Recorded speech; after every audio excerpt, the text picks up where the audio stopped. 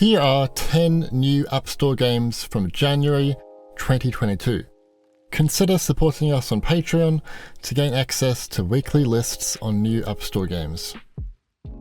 Hijo is a spaghetti western adventure game by Handy Games. You must help a 6-year-old boy find his mother. What's cool about this one is that it has no violence. Instead, it revolves around stealth to avoid bad people and to work with obstacles. You can use the shadows to hide, solve environmental puzzles, use different tactical toys to move around foes, and on your journey, you can inspire other children to join you on the path to freedom. The touch controls work great as the on-screen buttons are well placed, or you can play with a controller. Hijo costs $9.99 USD. It is available on iPhone, iPad, and iPod Touch running iOS 13 or later, and it's available on Apple TV. Just wanted to say thanks for supporting Apple TV again, even though I doubt many people will play the game on that platform. Quick note, enabling ultra graphics from the in-game settings also plays the game at 60 FPS, while balanced locks the FPS to 30. It's been 9 years since the original musical fantasy adventure DEEMO released on the App Store. Now, the iconic mobile developer Rayark have released the second game after it was announced back in December 2019. It's a massive shame for me that they went down the free-to-play model with the follow-up game, as the first one was more a premium paid experience. Thankfully, there are no ads, but playing this version does come with some roadblocks when it comes to accessing everything. Still, what I can say is that the cinematics are simply gorgeous, and it's all rendered at 60 FPS or 120 FPS on iPad Pro. The rhythm games on offer for free are fun. There are events and daily tasks to undertake. You can explore and chat with people, and so on. DEEMO 2 is best played on the following iOS devices, but you may find some older devices like an iPhone 8 will have acceptable performance. iOS has been getting some quality side-scrolling action games lately. The latest one to look at is Tower Hunter Erza's Trial. It's nowhere near as polished as Dead Cells or Foregone, which I previewed last month, and the lack of controller support and an iPad version is very disappointing and annoying. But here is what it's got going for it.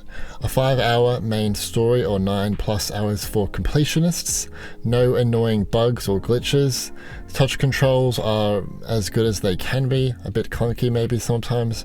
Difficulty is well balanced if you're familiar with these type of games. Soundtrack is awesome, upgrade system is nice, and you have a decent pool of secondary weapons. Tower Hunter Erza's Trial costs $6.99 USD. It is available on iPhone, iPod Touch, and Apple M1 based Macs. Netflix have recently been publishing games to the App Store on a subscription basis.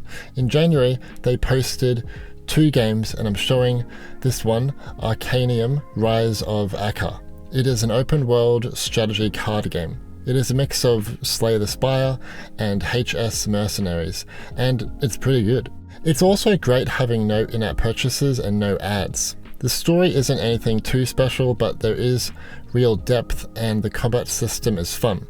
Players can form a party of 3 heroes, and then embark on a quest to defeat Akha, the Calamity, and save the world of Azu from destruction.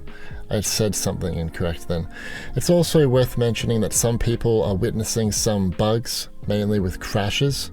We didn't have any of these problems, but we wanted to make you aware. It is available on iPhone, iPad, and iPod Touch running iOS 15 or later. So this one is cool for several reasons. In particular, the dev worked on AAA games for 6 years from Divinity Original Sin 2 and Hitman, and then moved on to be a solo indie dev working on games such as this one. Please touch the artwork.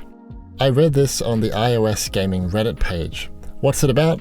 It's part Zen puzzle, part narrative adventure. Players will explore the world behind iconic abstract paintings with over 150 puzzles. Included is 3 separate games, each about a different artwork. There is about 2 hours of gameplay here. It also supports 120 FPS on iPad Pro, which is great to see. If you're looking for an extremely well-polished indie game and want to support more games like this coming to the App Store, check it out. Please touch the artwork, costs $4.99 USD. It is available on iPhone, iPad, iPod Touch, and Apple M1-based Macs. At first glance, Encodya might look like an RPG story dedicated to knowing and developing characters, but it's not that. It's a point-and-click adventure. Players can explore a dark, cyberpunk world set in Neo-Berlin in 2062, and it's all presented with 2.5D graphics. You follow 2 playable characters, Tina, a 9-year-old orphan, and Sam, her robot companion. Together, you'll scavenge and survive in a dark city ruled by mega corporations. While this sounds like a grim setting, this is more Pixar meets Blade Runner than anything. The environments are dripping with atmosphere and loneliness, but the dialogue is fun and engaging. The narrative can be too heavy-handled in some scenes, but I love the varied locations and the truly unique graphics. It also supports ProMotion or 120 FPS on iPad Pro. Encodya costs $3.99 USD. It is available on iPhone, iPad, iPod Touch, and M1-based Macs. On screen is a list of recommended devices. Heck Deck is an innovative bullet hell card game. All the bullets here are cards and time only progresses as you move. Included are 5 stages with unique enemies and bosses, heaps of cards to try out, and there is a shop you can visit to buy and sell cards for health. Heck Deck costs $2.99 USD. It is available on iPhone, iPad, iPod Touch, and Intel and Apple M1-based Macs. Classic arcade racing games Joe Danger and Joe Danger Infinity are now back on the App Store. Don't be thinking these are just the same games re-released. No. They have been massively remastered. Both are rocking a huge graphical overhaul and new engine. They support iOS 15 and the 64-bit architecture. ProMotion or 120 FPS is supported on iPad Pro and iPhone 13 Pro. Performance is improved with new optimized shaders. Image quality is better. The game runs with higher resolution graphics and textures with anti-aliasing and metal support. Multi-touch improvements for both games, and controller support is now available for Infinity. You can buy both games separately for a price of $1.99 USD each, or buy them as a bundle for $2.99 USD. They are available on iPhone, iPad, and iPod Touch running iOS 13 or later, or an Apple M1-based Mac. This one went under the radar in January. It's a hardcore minute-to-minute turn-based tactics game. It does look a little like XCOM, and to be fair, it plays a tad bit like it, but this might sound stupid, but for me, I like to think of it as Modern Warfare meets Sekiro, interpreted as a turn-based game. It's an incredibly challenging and rage-worthy game though, and that is one gripe people had with the PC version. But a shared thought many have is once you finally get what's going on here, you get a great feeling as you succeed with missions. Black Powder Red Earth costs $9.99 USD. Note it is only available on iPad and Apple M1-based Macs, but I could not imagine playing this on an iPhone anyway.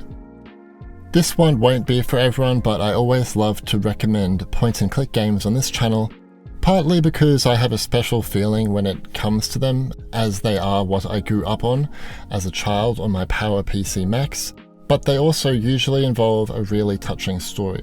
Furthermore, Second Maze have produced some of my favourite games in this genre on PC and mobile, and it's great to see their next game is here, Milo and the Magpies. You will help a cat called Milo navigate 9 unique gardens while avoiding the pesky magpies. You will solve various puzzles and will try to outsmart the magpies and guide Milo back home. It's a short game, 1.5 hours, but as you'd come to expect, it has a charming and colourful story. Milo and the Magpies costs $1.99 USD. It is available on iPhone, iPad, iPod Touch, and Apple M1-based Macs. What's your favourite App Store game from January 2022? If I missed it, let me know in the comments. January is usually a slow time for new mobile games, so it's good to see a plentiful of new fun games, albeit all indie games, on offer.